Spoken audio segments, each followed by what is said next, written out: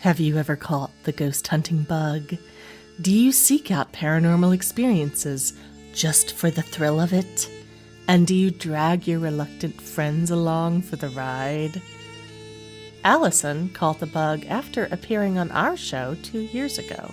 Now she seeks out experiences in very, very haunted places, and she's discovered her own unique way to connect to the spirits there. Let's talk to her today on Homespun Haints.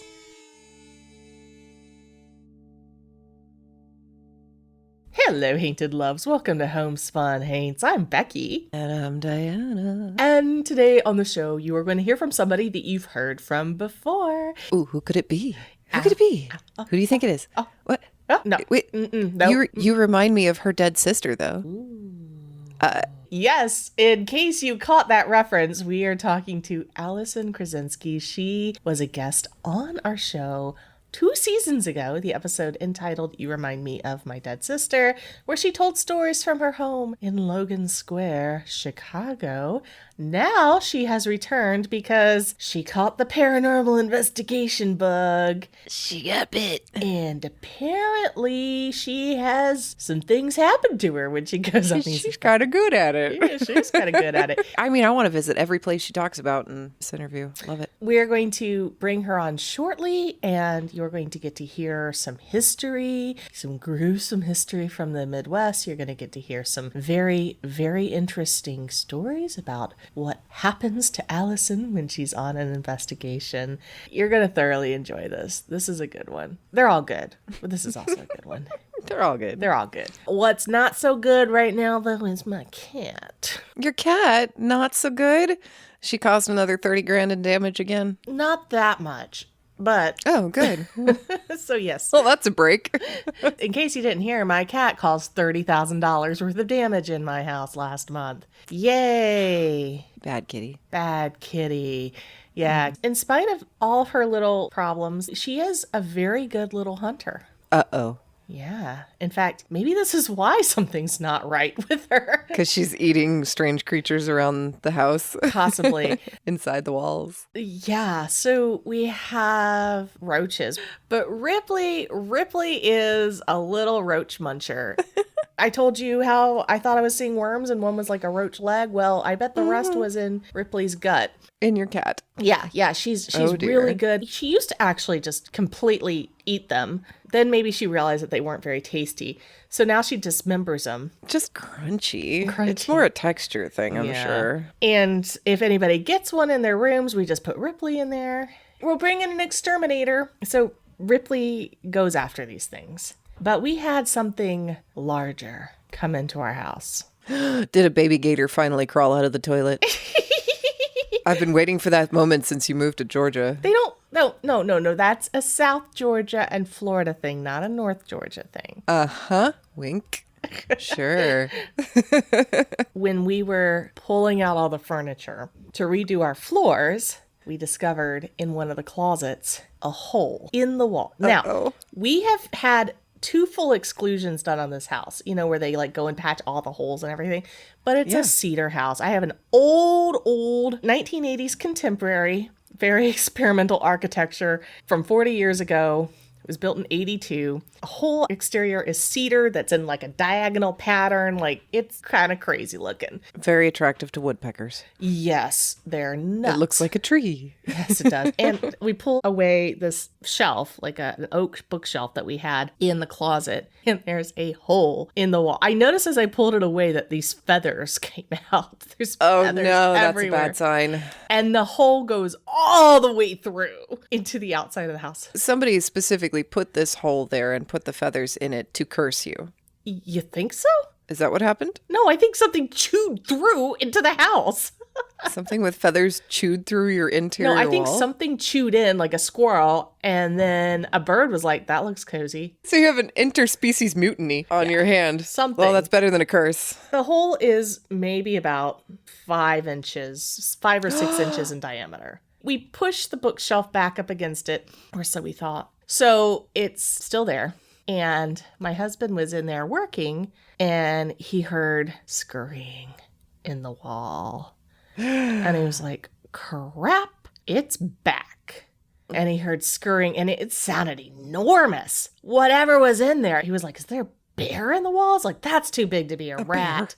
He's like, that must be a raccoon. And then he heard it climbing all the way up the wall in the office. Oh, Jesus. Like, chunk, chunk, chunk, chunk, chunk, chunk, chunk, chunk, like something climbing the wall. And then he heard it above him in the attic. But this thing is massive. So it's like, boom, boom, boom, boom, boom. Through the wall, scurrying back and forth, back and forth. He's on the phone with the exterminator, like, you gotta get out here now. Something's here. Something's in the house. I mean, he's asking rocking chair man for help. Right? Yeah, he's like something, and he's freaking out. He's like, what is in my house? Yeah. And he's like, wait a minute. Where's the cat? Oh. Like, the cat should be freaking out over this too. Our little huntress who's always hunting roaches. Like, why isn't she sitting here going, what the hell is in the attic? And he hears it climb right back down the walls, or more like fall down the wall. And then pop out of this little hole. And it's the cat. Oh, Ripley. It's Ripley. Ripley, who is the size of a bear cub. She's enormous, but you know how cats are mostly water. Somehow squeezed into this little hole. They have no clavicles. They just dislocate their shoulders, go through the hole, and then put them back in place. This cat is so fat that she has a permanent dread on her back where she can't reach to clean herself. Aww. We have to constantly clip it off because she's so fat that she can't reach all the way around her back. Maybe she's just not limber. Sign her up for cat yoga. Well, she's limber enough to get in the wall. Up the wall, like a demon climbing a wall. But inside the wall. But inside the wall, and it's my cat. And then she's scurrying around in the attic, and she's so heavy, my husband thinks there's a freaking bear in the house. Because that is a problem here. We don't have gators, but we do have bears. So next time you hear something in your attic, check to make sure you know where your pets are. Because apparently cats can get into this. I'm like, we got to get her rabies shots. Who knows what the hell she got into up there? Right. How many bats she killed? How many flying squirrels she mutilated? That's a good question. Yeah. Are there bats? When was the last time you were in your attic? I don't go up there. Why? I don't. I don't even know how in your house to get up to the attic. I wouldn't have guessed that you had one. There is. There's a staircase. The light is out. That's classic. Yeah. You're going to creep up into the attic with a flashlight looking for dead bats. I don't go in the attic. It's a rule. It's a rule? It's a rule. If something's up there, somebody else is going to have to get it down. My attic has some very, very, very spooky stairs that I'll show you while you're here. I think once you see my attic, you'll appreciate yours. I'm not going. I don't go in attics. Period. I don't expect you to go up there. To be honest, it took me a long time to go up there. Just, nope, don't do it. Don't do it. I will do just about anything, but I will not go in an attic. I mean, I would hire the neighbor's kid to go up there and get things for me. Be like, that's a good idea. Hey, Joe, you want $15? There's some Christmas decorations up there. Go get them for me. No, I don't do attics. But my cat does, apparently. But your cat does. She just takes a different route. How did she even get up the wall? Like, how did she get down the wall? Isn't that a classic cat move, to get up in a tree and get stuck? I mean, she's got full claws. Yeah. She's got all 18 claws. She can scurry up wooden surfaces pretty quickly, but going down. If we ever take that piece of drywall off, I'm sure we're going to just find claw marks all the way down. If you do and you find that, please save it, frame it. They're not going to find that until they tear down the house in 50 years looking for the ghosts in the walls. Well, they will have solid evidence that there is a demonic possession trying to scratch its way in. Look at this solid evidence. There's even bat blood all over this. Right? And feathers. Somebody was probably doing something nefarious in that wall. Definitely nefarious. Yeah, some kind of altar to a pagan devil. Well, on that note, we're about to bring on Allison. Allison also has cats. You will hear them mewing in the background. Plenty of cameos, Yes. cameos in this episode Yeah. from 3 different cats who had a tiny mutiny during the recording. Mutiny. Get it? Yeah. It's all puns all the way down. But you know what? Allison is also our patron. She is. And you know what that means?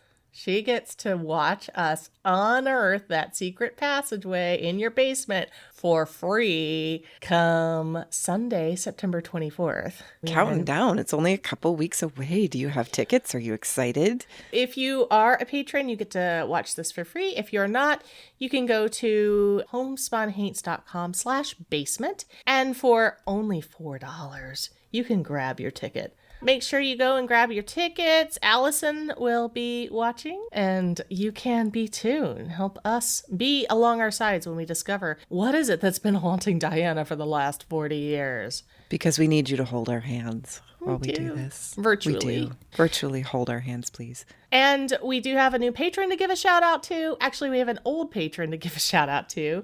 Sean. We're so thrilled that you're back, Sean. Welcome back to our Patreon. That's awesome. So much. Welcome, Sean. Returning. He took a little bit of a hiatus, but he is back. So now he can enjoy this great live stream. And he can enjoy this episode ad-free, as well as all of our episodes, plus bonus episodes only available to our patrons at patreon.com/homespunhaints. However, if you're not a patron, that's okay, because you get to hear this commercial.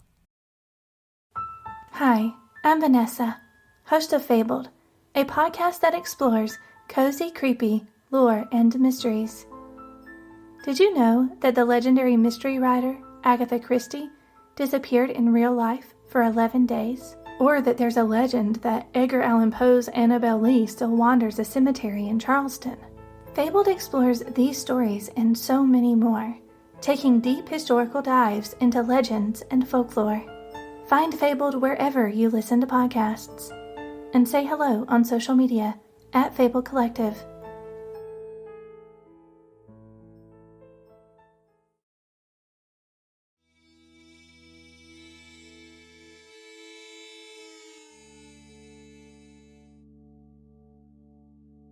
Today, we are thrilled to bring back a repeat guest, Allison Krasinski. You heard her back in season 3 with the episode, You Remind Me of My Dead Sister. And she is back today. She relates some Chicago ghost stories last time we heard from her.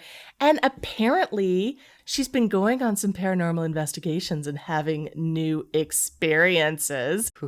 That tends to happen. So, Allison, thank you so much for coming back on. It's good to see you. Good to see you too. Yes, I am a filthy liar and said I didn't go seeking the spirits out, and now I am. Sorry. I hope we didn't influence that. No, not at all. They get us all eventually. You start talking about it and you're like, I kind of miss it. What all is around here that I can like try and see is haunted? And then you just snowball down. You're like, well, take my money. You're in Wisconsin, really close to the Illinois border, and you grew up in Chicago. These places that you've been visiting, are they near where you're at, or have you been traveling all over the country? They're near where I'm at, maybe 2 hours in between. Okay. So the first one that I decided why not give it a shot is actually up in Milwaukee. It is the Shaker's Cigar Bar. And I happened upon it because it happened to be an auction item for a land conservancy that I had been helping out, that it was spending the night in the hooker's bedroom. Okay, so this is a fundraiser paranormal investigation. I love that. What? Yes. Wait. What? Spending? I don't know about the hooker's bedroom. You have to tell me what is going on here. So, What? Shaker's Cigar Bar. Is this a Chicago thing? It actually does have Chicago ties. So Shaker's Cigar Bar was originally run by the Chicago mob during that time period. It is still a functioning cigar bar in Milwaukee, so you are able to smoke in the bar. But what it was is that not only was it a bar on the first floor, but the second and third floor was a brothel. So your second floor was where you had your fluffers, so the people that got the men ready, and then you had the girls that serviced them. Yes, Becky taught me that term a couple years ago. Yeah. Yep. I know that one now. You're welcome. It's very interesting because going up the stairs, they actually have the menu of like how much, like for this, it's this much, for this, it's this much, for this, it's I this see. much. So not the menu of people, No, the menu of acts. Yeah. Okay. I like that better. I'm okay with that. Services menu. So second floor is where your normal girls are. Third floor is where your top girl is. So the one who has a patron who's paying for her to have her only room, that kind of. I like the way you just called sex workers normal girls. Thank you. That was good. That's like one of the things. So the way that I had done it is that I won the overnight stay in the upstairs bedroom. And then I also ended up doing the last tour of the evening to get the history of the building. They take you down into the basement where a lot of the alcohol was run and they did a lot of their seedier business. If people were coming in to do business with the mob, that's where they took the meetings and everything. And down in the basement, that's where they tell you about a couple of the ghosts that they have down there. There's the captain, as well as the men that they call the politicians. They have had mediums, and they did have a ground-penetrating radar come in, and they do believe there are 2 skeletons beneath the concrete floor of the basement. That makes sense. Right. The mob, bodies, they kind of go hand in hand. Cement. Yeah. I did end up going with a friend of mine for this, so I do have a corroborating witness to everything. And while we were standing there, my friend, who at that point in time, she's a very sure in her faith follower of Christ, and she was very much, nothing's going to touch me because of my faith. And she told me later that while we were down there, it was like someone had pressed her back as if asking her step to the side so I can walk past. And this, again, is someone who's never had an experience until I'm like, hey, you're going to come with me. You're a good friend. I'm dragging you into this with me. Welcome. The interesting thing about Shakers is they let you use the dowsing rods. And right away, they like, oh, do you want to do this? Do you want to do this? Many of the people on our tour were more interested in trying to find personal ghosts that they were hoping were staying around them, as well as the cat ghost that is down in the basement. Aww. I took the dowsing rods, and the tour guide, she's like, oh, we can never get the politicians to talk. And of course, I'm like, hello, would you like to speak, sirs? And of course, they're like, yeah. Hi, how are you this evening? So we had a very good discussion of, do you like it when people talk to you? No. Did you get killed because you were in trouble? Yes. And then at that point, we wrapped it up because we had to move up to the next floors. But at that point, it was the first time I'd ever used dowsing rods. Watching everyone else, I'm like, okay, their hands have to be shaking. That's what's happening here. So then I took them, and to say that they truly just move on their own, and I tested it out because I had gotten a cross for yes, and I said, thank you, would you mind correcting them to be parallel again? And they just went parallel and perfectly straight. And Wow. Everyone in the room is like, what did you just do? And so they asked the next question, went all the way to the sides of my shoulders. I said, thank you. Could you correct them? Corrected them all the way to parallel again. So at that point in the tour, they're like, oh, so you're the ghost girl. We're going to just ask you all the questions. I found myself out. Oh, no. So we go up to the second floor, and that's where they start the story of the Fluffers. And in this particular building, the Fluffers were children. Oh. At the age of 18 to 21, you were considered too old to be working that floor. So immediately that ignites rage in my body. Right. Yeah. There is a room at the very back that is assumed to have been the clinician's room, where the doctor came to take care of the unwanted pregnancies that do and would occur. And everyone in the group, they're like, you don't go in there. It's such a bad vibe. And I had just kind of glanced at it, didn't really step in at the time because I had to follow the tour. But we will come back to that room. So we go up to the third floor, and that's where they tell us about Molly. Molly was the head girl. She had a patron who paid for her stay up there. She serviced him. She was his girl. There was another patron who was in love with her. One evening, after they had had a spat where she was not going to leave the brothel to go be with him, he convinced the bouncer to allow him upstairs to see her. He killed her. The bouncer found out, of course, panicked. They beheaded her and then tried to burn her body in the fireplace. Whoa, that escalated so quickly. Yeah. Whoa, okay.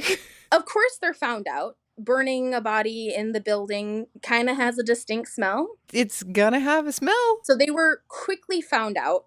Of course, they got in trouble for it. And it's believed that they may be the bodies down in the basement. Oh, the politicians. the politicians. So that's what sparked my interest was, hey, do they call them the politicians because it's the Chicago mob and politicians are smooth talkers? It doesn't necessarily mean that you're a politician, but you talk like a politician to get yourself out of whatever trouble you're in. So they probably tried to talk themselves out of it. And we actually asked the dowsing rods, and it was a resounding yes. That's exactly what it is. It's not that we're politicians down in the basement. It's that they called us that because we were trying to talk our way out of it. And that was something that had never really been brought up before. So it was something I was able to pass on to the owner. I'm like, hey, you might want to investigate this and have your medium check it. We had that discussion. We went through the upstairs is a bathroom, a kitchen, a parlor area, and the bedroom. And they had talked about how you could sometimes see Molly in the sheets of the bed because they've got like the canopy that you'd sometimes see her through there. Sometimes the jewelry would move and things like that. After the tour, my friend and I are like, all right, this is going to be great. They let us know, yeah, there's going to be dowsing rods up there for you if you wanted to continue your investigation up there. I had brought some tarot cards. We go down. I go and quickly collect our bags because the owner is there that evening. So he is, here, have some more booze. Here, have some absinthe on the house. Here, no one ever makes it through the night. Yeah, because you get them toasted. So they'll sleep. Exactly. Don't bother me. I get my friend and I's things, and the tour guide takes me back up so we can just leave them up there while the bar is still functioning because we technically can't go back up until everything closes. While we go up there, she's like, oh, do you want to check out the medical room? I'm like, yeah, sure. So we had gone in there, and everyone on the tour had said, it's freezing cold. It's going to always be freezing cold. And it was. Compared to everything else, which was absolutely sweltering, uncomfortably so, this room was freezing. And I just happened to completely pop off about how angry I was about the fact that they were children and how unfair it is that people label them as whores when they don't have an option. Like, that was what society gave to them. And I just kept going on and on and on about it. And the more angry I got, the warmer the room got until it was comfortable. Wow. And the tour guide looks at me and she's like, you were supposed to be here today. I saw you when you come up and you were supposed to be here today because this is the most comfortable this room has ever been. I said, yeah, because they wanted female anger. It really felt that the spirits, at least on that floor, wanted someone to acknowledge we didn't have an option. This is what we had to do. And for grown men on some tours to come through and make fun of it and make jokes, that's what the tour guide had mentioned to me. And that's what really got me angry. And just to have someone take the moment to acknowledge how fucked up that is really seemed to even out that area and make it comfortable. So that was kind of all right, this is interesting. We might have something happen this evening. Once we were well and fully sloshed, my friend and I went back upstairs and they locked us in. So there was no one else but us in this building. Yes. Okay. And nobody makes it through the night? Nobody makes it through the night. So this is their plan, is to lock you in? They give you the code to get in and out. So you get to leave whenever you want to leave, depending on how well you last the evening. We get up there and I give my friend the dowsing rods. I take out my tarot cards. And it pretty much turned into the politicians speaking to us. So the bouncer came through and he was like, hey, I feel horrible about what I did. I just can't move on because I'm afraid of the judgment. And my friend, being the very empathetic person she was, started talking to him like, it's okay, honey. Like, you have to take that step. You can't stay here. And it made me think, and I asked out loud, I was like, did you take my friend to be the madam of this house? And that's why she was so politely moved down in the basement. And the dowsing rod said, yes, she's obviously the madam. The bouncer thought my friend was a madam because she's an older woman. She has a very strong, confident air about her. She's very tall. So like she just is a presence in the room.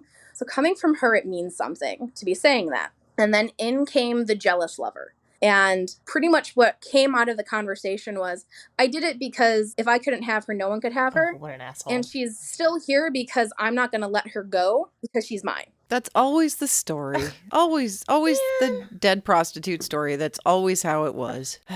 One story, many, many lives. So like this guy is keeping Molly there because he doesn't want to let her go and he gets to have her in death. And that seems to be the synopsis of that. At that point, we're like, we're not getting through to anybody else. Molly's just kind of like done for the night. She's over it. We go to bed. We went to bed, and I'm just laying there, still partially drunk, listening for whatever had happened, and start to hear shuffling on the stairs leading from the second floor to the third floor. And it just sounds like someone's going up and down the stairs, up and down the stairs. And then hear like this like rustling of fabric, and then just like tink, tink, tink of stuff moving. Like jewelry? Mm-hmm. Exactly like jewelry. At that moment, I didn't have my glasses on. I'm coming off of being drunk, and it's that kind of nausea. I'm not quite there yet to be cognizant. So I'm like, I'm not even bothering to open my eyes. We're going to lay here until sunrise. You didn't open your eyes? I did not. I regret it. I want to go back and not drink this time and do it all over again, because I would like to actually stay up through the night and see what happens just like sitting in the quiet. But in the morning when we got up, there is actually, through this little pocket window going from the dressing room to the bedroom, a bowl of jewelry. And when we had done the walkthrough, all of the pearls were in the dish. In the morning, part of the string of pearls was outside the dish. I was walking by it, and I stopped and I looked, and I was like, huh, that wasn't like that. And I look at my friend, I'm like, that wasn't like that, was it? She's like, no, that wasn't like that. All right. Did she hear the noises? She didn't, because she wears noise canceling headphones. What a nut. She sleeps alone in a haunted inn tavern, and then is like, good night, I'm gonna get drunk and put in headphones. Hope we have an experience. Like, you could do that at home. I definitely didn't have the plan to go in and get as drunk as I did. It sounds like that was someone else's plan, yeah. Definitely like, here, absinthe on the house. Oh dear. Well, some people have said they feel like they are more susceptible to hearing these things when they're inebriated, because when it reduces inhibitions, it also leaves you more open to things. Yes, I would 100% say that is true. For one, the tarot communication was wild. It really just all made sense. None of it was, these are just cards that are popping out. Everything had a story that connected back to what had been talked about earlier. And to me, that's just too synchronistic. Definitely, depending on your altered state, it really does impact how much and what you are going to experience. Just to recap everything you experienced, you heard shuffling. Yep. You said up and down the stairs. Mm-hmm. By shuffling, did it sound like somebody walking determinedly? Was it more like surreptitious, like sneaking up? No, just like slow, tired footsteps up the stairs. Oh. And then back down again? Yep. And then back down again. And like sometimes you'd hear a rustle of fabric, and then you'd hear nothing else. And then you'd hear rustling from down towards the bottom of the steps. And that the steps would lead you to the second floor, where I had the discussion with the girls. The fabric, did it sound like a dress? Yes. Like taffeta and silks and things? Yeah. Okay. So it wasn't like pants. No, like it sounded like the fabric of a swishing skirt. Granted, like this was the first paranormal experience I had sought out, which heightened my I'm not opening my eyes. Like I had gone into this not expecting this much to happen, between the dowsing rods, my friend getting touched, the tarot readings, the room that got warmer. It was kind of I really stepped in it this time. I was feeling at the moment, because I was easing back into it at that point. Uh-huh. Now I'm like, I want to get people together and go back. And this place is located in Milwaukee, right? This one's up in Milwaukee. Milwaukee. Just some Chicago mobsters were running it. And I do believe it was the Capone mobsters that were running it, which makes sense. And then just makes it even funnier, because my family does have a Capone connection, which just makes me like, is that why they were so willing to talk to me? Because I have a connection to the man himself. Wait. Ugh. The rumor, it is unconfirmed, we are assuming things, is that my great-grandfather was actually the chef to Al Capone. Oh. Yes. Ooh. And when he passed away, the number of black sedans and the entourage that this man had at his funeral was insanity. Like, there were people that came out of the woodwork that just rolled up in those black sedans that you just equate to mob. And the whole family is just like, yes, hello, nice to see you. Yes, hello, nice to see you. From what I understand. So it's the family I found it funny because the story is the politicians will talk to no one. In walks me, who has this potential connection, and suddenly they're like, yeah, we'll talk to you. Here, dowsing rods moving everywhere, cards, whole conversation. I'm just like, oh, okay. I kind of want to go back and continue this conversation and continue to needle for more information on what's going on here. The room that was very cold all the time, the clinic, when you managed to warm it up through your feminine rage outpouring, do you know how long it stayed warm? I do not. They do close that area because it does have a lot of additional historical artifacts, so they don't allow anyone to go into that area. But I mean, we were there for a good 15, 20 minutes, and it didn't re-cool off. Even after talking, it was just comfortable. There wasn't sudden drop in temperature because the draft came back in, or it got too hot because the radiators kicked in. Just two individuals being in a fairly big site, like a fairly large room. So for two people to heat up an entire room just by standing there for a couple of minutes isn't feasible. Yeah, no. Right. So I've been wanting to go back and to do the tour and potentially stay another night. Even if I were to stay by myself, fine. Ooh. Bring a tape recorder and don't get drunk. Yeah. Or maybe do get drunk, but just open your eyes. Yeah, she's going to stay up all night this time, Yeah. she said. Yeah. So I wonder if you go back and the tour will be like, yes, and now there's only one politician. The other one must have moved on. So that's Shakers. Okay. And then there's more. And then Because this just whet your There's appetite. more? Yes. So that got me on the, I'm very interested in this. And then I saw the Sheboygan Insane Asylum, which is 2 hours from me. Why would you not? It's a nice, gentle second experience. Totally. I went there on Halloween night. Cool. Was it an attraction? Like, were people coming to it on Halloween, or was it just you? They had groups, so they did group ghost hunts. It's not even like a history tour. It's an actual ghost hunt. I believe it's the Fox Valley Ghost Hunters in the area who run that. And they have their equipment out, and they take two groups. One group goes upstairs first, and the other group goes downstairs first. And so I took the same friend that went with me to Shakers. She is just now signed up for this. Enjoy. And we grabbed another one of our friends. So 3 of us went up. Right off the bat, we get split into our groups. Our group got sent down into the basement first, where the recreational room and the chapel were. So that's where we started. And as our tour guides were setting up their equipment, they had put out those little light up cat balls. One of the cat balls is completely stationary in front of a doorway and just starts lighting up. We haven't even started the investigation yet. They're still getting it set up. They're just having us stand there waiting for them. And I kind of lean into the chapel room where the investigators are and said, hey, that's not supposed to be doing that, right? And the guy like quickly leans out. He's like, no, it is not supposed to be doing that. Yeah, it's because they're touch-activated cat toys, right, that light up only when you touch them and move them. Correct. So a cat would need to bat them, or there needs to be some kind of jostling movement. And these are concrete floors. I had even gone over when it stopped, and I started jumping around the area to be like, this is just misfiring? No. I'm like, okay, we're off to a great start. Once they're set up, they bring us into the chapel. They're like, go ahead, take a seat. We're going to be here for a bit. The guy has a tablet phone style spirit box. So he starts running that. He has me hold it. I'm standing there, letting it run. He starts asking the questions. Because in this room, there's a spirit of a little girl and a pastor. The little girl is not going to come out if the pastor is around. And the investigator, who is a medium of sorts, he's feeling that the pastor's around. And I'm sitting on the floor, and out of the corner of my eye, someone walks out the door. And I turn and I look. And I'm like, did anyone just walk out? And everyone in the group looks at me and they're like, no, we're all here. It was the back of a person and their leg as someone walked out the door. And this is like 15 minutes in.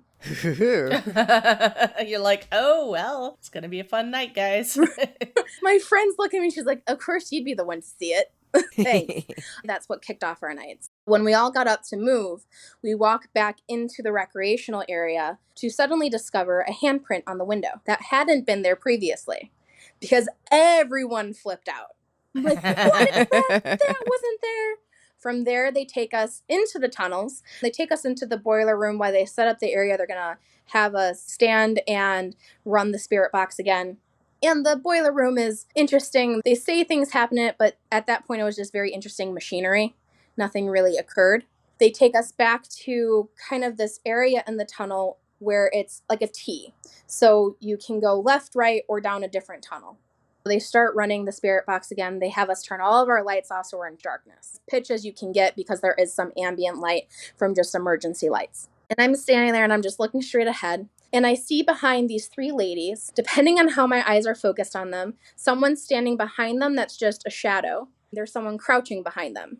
Oh. And I'm like, that's not right. So I had the second guide was next to me. I said, do you see anybody next to them? And he turns on a low light and he looks and there's no one there. I'm like, all right, well, this is what I'm seeing depending on how I look.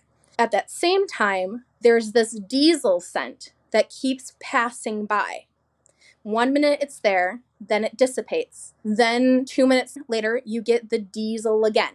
There isn't any diesel being run anymore. Even though we're near the boiler room, it's non-functioning anymore. So where is this diesel smell coming from? Because I'm standing in one spot, there is no air circulation down here.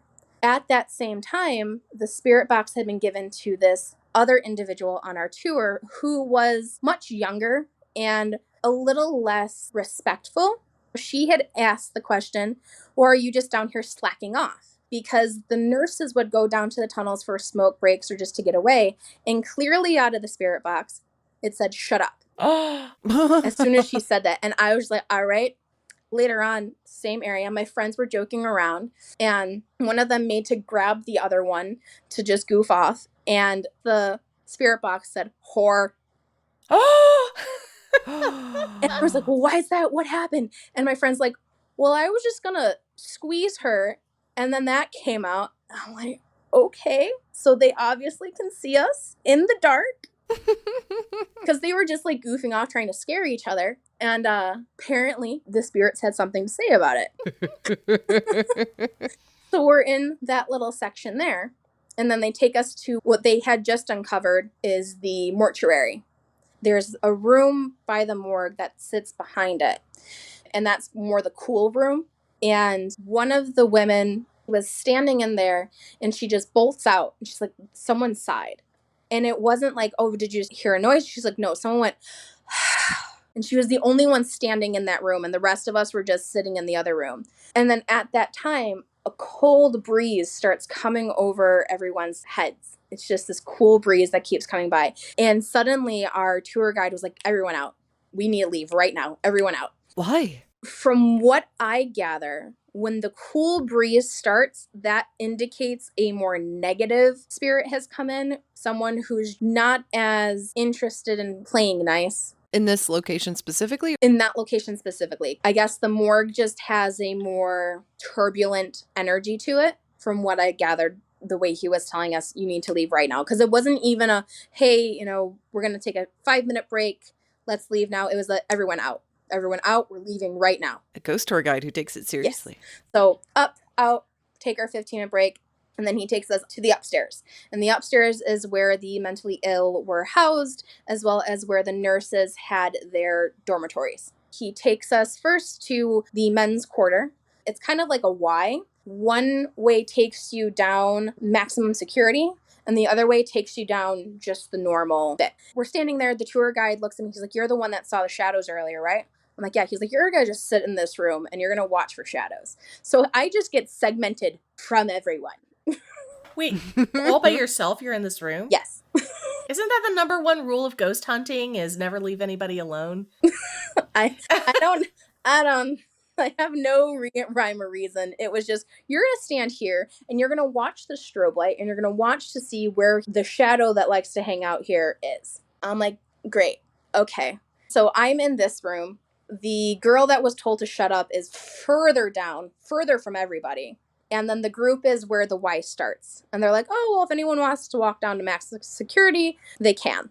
That's where more things happen. Currently, what is happening with me is I'm just staring out there, watching the lights, trying to see if I see anybody, and my thighs start to get very cold. And it's like that cold tingle of being touched, but you're not being touched. I'm like, all right, I don't appreciate that. You are not allowed to touch me. And then in the room, they have the spirit box going down by the Y. In the room, I can hear the spirit box say, Allison. Oh, okay. And I'm just like, what did it just say? And a couple minutes later, Allison.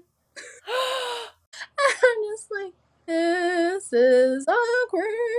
At that point, like, I wish I had been more prepared because I didn't bring anything with me to have my own documented evidence or anything, but I wish I had taken a recorder out or I had done something else. While this is happening, my friend who was with me at Shakers had decided to go down the maximum security by herself. And she was comfortable doing it because she was like, I've learned from you that if I talk to them like the humans that they are, the chances of me getting a negative experience aren't as high. The concern about the maximum security is that that's where you get the more volatile energy sometimes. They're not happy to have you down there. She went in front of a room that had, again, another cat ball, and she just started talking to whoever was there like they were a person every day. How are you?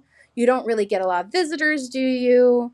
You must miss being able to go outside. And this thing is just lighting up and lighting up and lighting up. And the tour guide comes out. He's like, are you okay? She's like, yeah, no, I'm fine. He's like, but she's like, I'm just talking to him. We're just having a nice conversation. From what she's told me is the tour guide just looked at her and he's like, they actually really like you. She's like, yeah, because I just talked to them. And then at some point, the conversation came to an end. Like, the cat ball stopped lighting up. She's like, okay, you're done talking. Have a good evening. And she just left. And the tour guide just couldn't get it around his mind that she would be able to just recognize, no, I'm not going to push anymore. I'm going to go. So that's what was happening while I'm sitting in this room all by my lonesome self. Like, this is great. I imagine that was a more interesting conversation than what they normally get on the tours because everybody's like, what's your name? Is this John? Can you rap 3 times for yes? You know, yeah, and like that's really boring. That's how I really like to look at it, is to ask questions that aren't normal. Like, are you there? What's my name? What's your name? Just like, what was your favorite color? Did you have a favorite season? So Sheboygan proved to be extremely interesting. Apparition shadow figure manifestations. They have a lot of that there. I would happily go back again.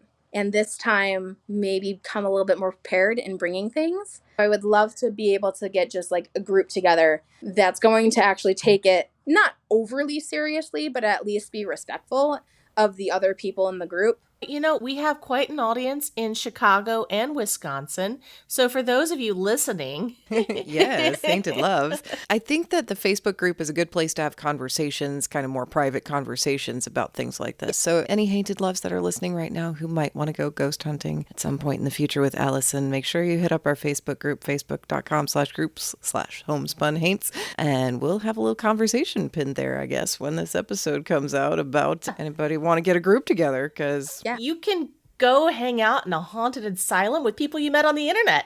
It'll be great. So safe. Becky does it all the time. I kind of do. It'll be fine. And for anyone in the Chicago area, there is actually another haunted location that's fairly close in Rockford, Illinois, the Tinker Swiss Cottage. It's the Tinker family, and the mansion, or the cottage, which is really essentially a mansion, was built in the Swiss style. So that's the reasoning for the name. That was one I had heard on another podcast, and I was like, oh, that's so close. I'm going to see who I can convince to come on this, because it's another 2-hour drive. And lo and behold, the 2 friends that went with to Sheboygan, I'm like, you're coming with me. And they're like, okay.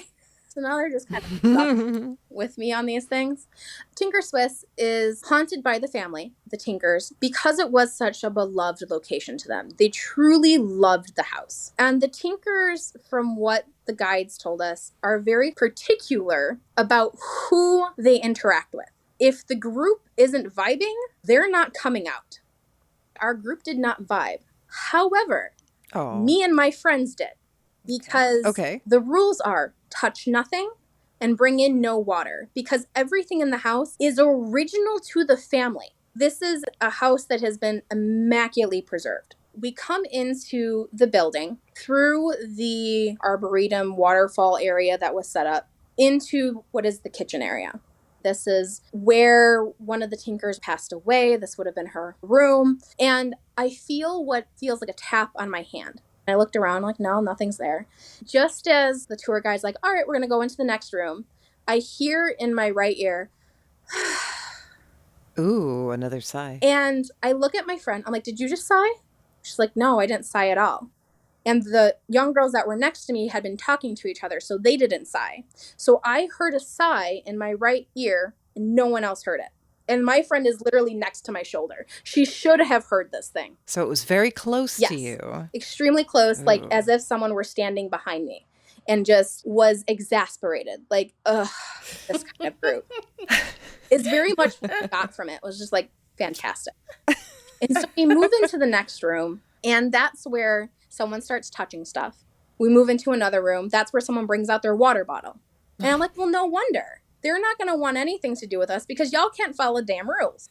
Like, seriously. So we go through everything. And it's truly, if you have the ability to drive out there, take the tour, even if you don't do the ghost tour in the evening, just to tour the house, because it really is fascinating. The library is absolutely amazing because it's an octagon.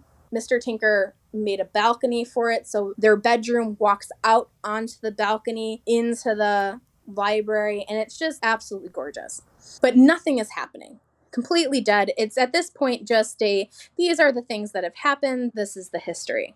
The whole group goes down into the basement. My one friend, at this point, one had left because her back was starting to hurt, so she just wanted to go outside and sit.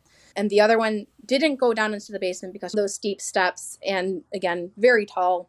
While she's up there, she's just walking through the dining room area, and she just hears a man go, ugh. So at that point, both of us are just like, they just don't like us. They're just exasperated with the whole situation. And it was just, we heard it. The most that anybody else experienced is sometimes you, like in one room when the woman had the water bottle, you heard someone go up the stairs and just like leave. But they were completely avoiding our group. Me and my friend were the ones that heard something. And to have it be that they were just totally exasperated, like just over the people that walked in. Like, you are not a group that we want anything to do with. It was, I felt so honored. I'm like, oh, I'm not a fuck up. They just wanted you to get rid of the rest of the group. Yeah, right. I was like, oh, so if it were just me, my friends, and other people, this might have been actually an interesting night. But it's, I would think, well worth the drive. And again, they're another one that you are able to buy a night for just you and your group to spend the night there. Sweet. So to anyone in the area, hit me up. I like to go in with that understanding as there's someone with a story, and I would rather much hear your story without knowing who you are than pester you to just get a name. That's kind of how I like to approach it at this point. Absolutely. I love that. So ask enticing but personal, but not too personal questions, right? To get somebody engaged in conversation, that really makes just perfect sense. And yet you rarely see it on the television shows. Treat them like human beings. Yeah. Treat them with respect. Although what we consider respect today and being us may not be the same thing in every region with every time period. But at the same time, yelling at somebody is not respectful no matter what, really. And then just to relax so that you're more open to the experience. Maybe have some free absinthe on the way to the ghost hunt or something like that. Allison, those were some amazing stories. That was phenomenal. Yeah. The haunted brothels are the best. There's so much emotion and so much physical torture to mental, emotional, physical torture. So many ways. Those places are just the most bizarre energy to go into, even the ones that proclaim not to be haunted, which I don't think there is one. Yeah, with the amount of energy that gets inundated in that area, it's hard to believe that there wouldn't at least be like something residual. And I think from a feminine standpoint, when you as a feminine person walk in, it also brings a different energy because you relate to it on a different level. Because you have that feminine rage and you have that empathetic understanding of you didn't really have a choice. History has not been kind to women and feminine individuals. To walk in and sympathize where usually you're just made a spectacle of, oh, there's the ghost of a hooker here. No, there's a ghost of a woman who didn't have an option. Or a girl, a child. Like, this is the life that was thrown at them because society wanted nothing else to do with them. Right. I think that also changes the tune and opens that up even more because you're a sympathetic ear and you're not going to judge them for something that they couldn't control. It was make money to put food in your mouth or starve. The energy is just wild. You're right. Having another feminine presenting person come into the area who wants to experience that energy of anger and frustration and just letting the catharsis flow through. I just wonder what would happen, like huge feminine energy ghost hunt Not ghost hunting, but, like just a conversation, maybe a drum circle. Yeah, I think that would be fascinating to do because everyone's going to bring their own perspective on what happened. Everyone's going to have their own level of feeling towards it and their own experiences that they've lived, because we know the statistics of certain things. And to be able to have a group of feminine presenting people walk in and give a voice to those who at that time most likely could never discuss how disgruntled or unhappy or victimized they were, because, well, that's the life they chose. It's the life they were given.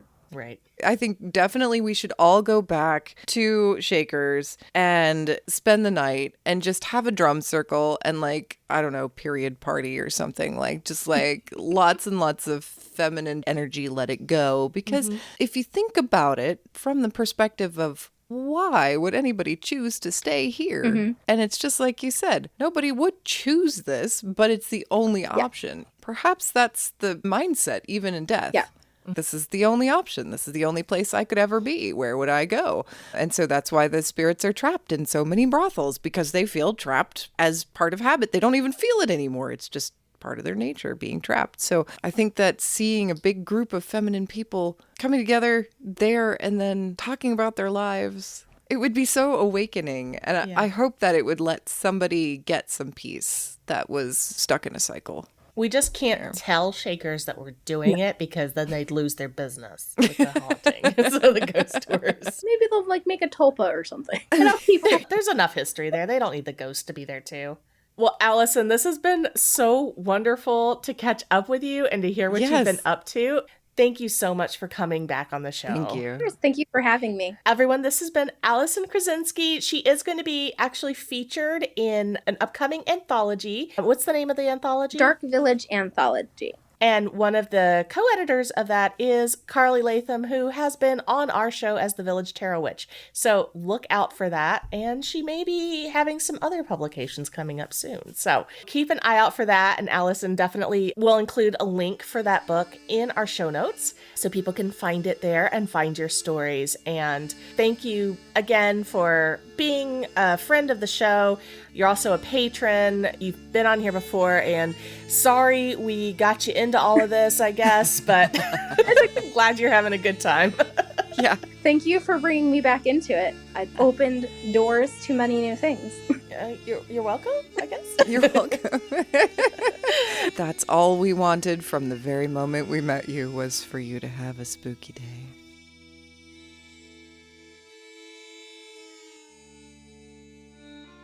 Homespun Haints is hosted by Becky Kielimnik and Diana Doty, and produced by Homespun Haints Media LLC. Editing and music by Becky Kielimnik. Show notes by Diana Doty. If you have a ghost story and you'd like to be considered as a guest for this podcast, please visit our website at homespunhaints.com/submit.